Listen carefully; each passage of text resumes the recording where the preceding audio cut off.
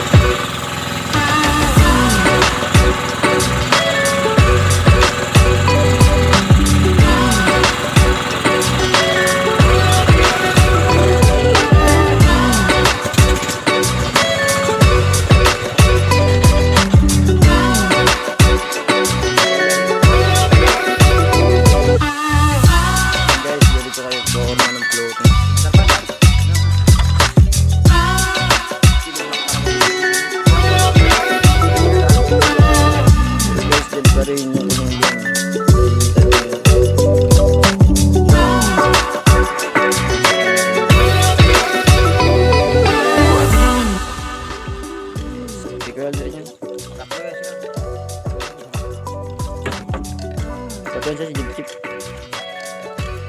Yan yung buong ano guys. Buong ano ng floating.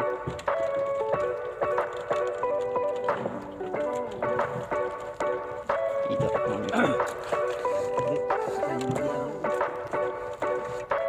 Na guys, ihilain na namin yung floating guys. Ililipat namin ng panibagong pwesto guys. So, samahan nyo kami guys. At makulimlim yung panahon guys. Inaabutan na kami ng ulan na malakas guys. So, kita nyo yan guys. Makulimlim. Ganito nga po pala guys yung forma ng floating kung napapansin nyo. So, ito na guys. Dito kami naglalaot guys. Ito yung kinukuha namin ng isda. Ayan guys. So yun, ikakabit na nila yung ano guys. Ikakabit na nila yung floating sa hey guys, ngayon na-standby kami dito kasi malakas kasi yung hangin at ulan. Kanina yun sa tabi guys, malakas. So pinapahinto pa namin yung hangin guys. Kaya tsaka yung ano, kasi papad pa rin kami sa tabi guys. So yun, standby muna kami dito. Guys, ako kami. Guys, so ganda guys. Ganito yung sitwasyon ng floating guys.